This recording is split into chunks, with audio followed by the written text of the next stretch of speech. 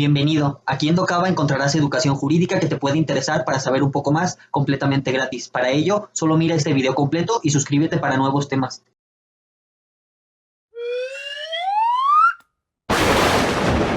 Suscríbete a Docaba. ¿A través de cuáles fases ha ido evolucionando la prueba?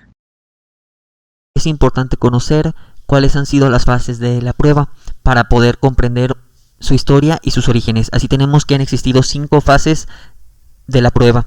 La primera es la fase étnica. Aquí se va en la creación de las sociedades y se basa en un sistema rudimentario. Luego tenemos la fase religiosa o mística del antiguo derecho germánico y también que tiene mucha influencia en el derecho canónico. La fase legal, que sometió a la prueba a la rigurosidad tarifaria, que fue un avance en su época pero que ya no se justifica hoy en día.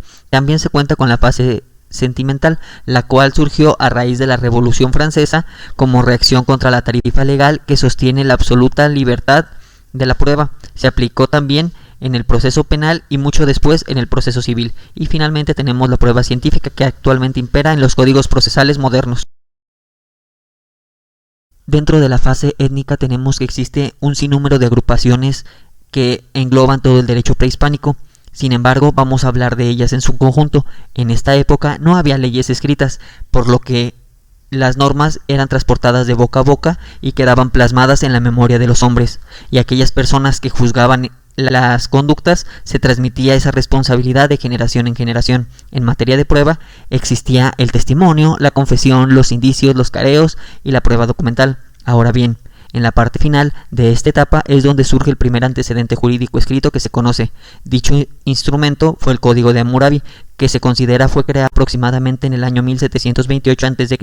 por el rey de Babilonia, que lleva ese nombre, del que no se debe extraer solamente la ley del talión, sino que contiene cuestiones importantísimas por lo que ve a la prueba, como son la existencia necesaria de determinados juicios de pruebas suficientes, también por lo que ve a la prueba de contratos o documentos, testigos y diversos documentos privados.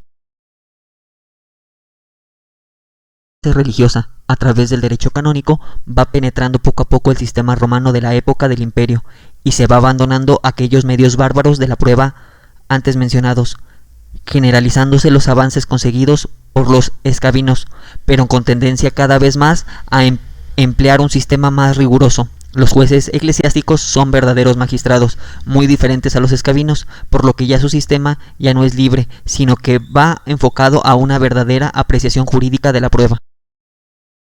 Fase legal.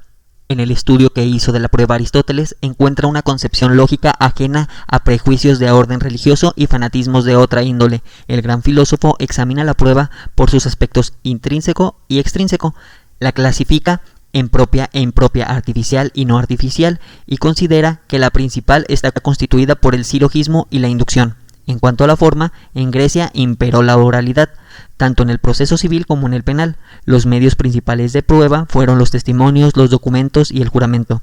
Existían restricciones a las declaraciones de mujeres, niños y esclavos, pero en los procesos mercantiles podían declarar los esclavos comerciantes, y en algunas ocasiones las mujeres sí lo hacían voluntariamente.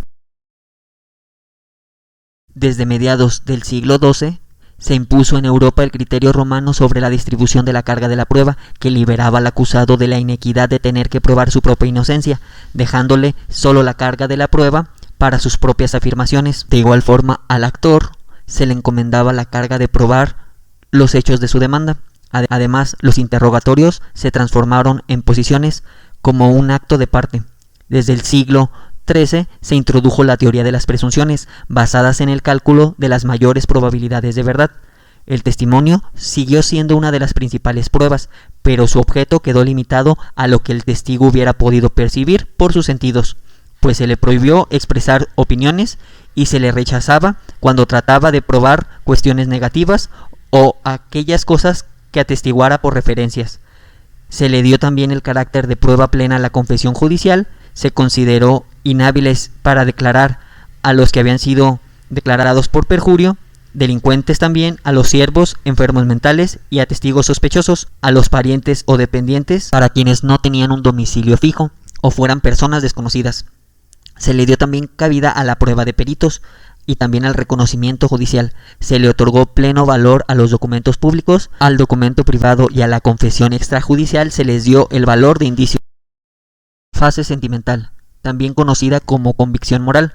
Esta fase se origina en la Revolución Francesa. Se llama sentimental por estar basada en la creencia de la infalibilidad de la razón humana y del instinto natural. El nuevo sistema se aplicó al proceso penal, que se trataba oralmente, y se deshicieron los dos procesos, uno civil, que continuó sujeto a la tarifa legal, y el procedimiento escrito, mientras que el juez penal se le daban facultades inquisitivas para la búsqueda de pruebas. El juez civil se encontraba sujeto a lo que incentivaran las partes. Científica. Esta es la etapa en la que actualmente nos encontramos, en donde las pruebas dejan de tener un carácter tarifario o moral para ahora estar investidas de las máximas de la experiencia, el conocimiento científico y las reglas de la lógica a la luz de la sana crítica. Este cambio se dio principalmente en Italia. En Italia, el ordenamiento jurídico tuvo una reglamentación legislativa minuciosa en la disciplina de la prueba civil. Sin embargo, en otras materias, el valor de los medios de prueba no siempre estaban descritos claramente en la ley. Es por ello que aquí se deja a la prudencia del juez la valoración de los resultados obtenidos. Por su atención, muchas gracias.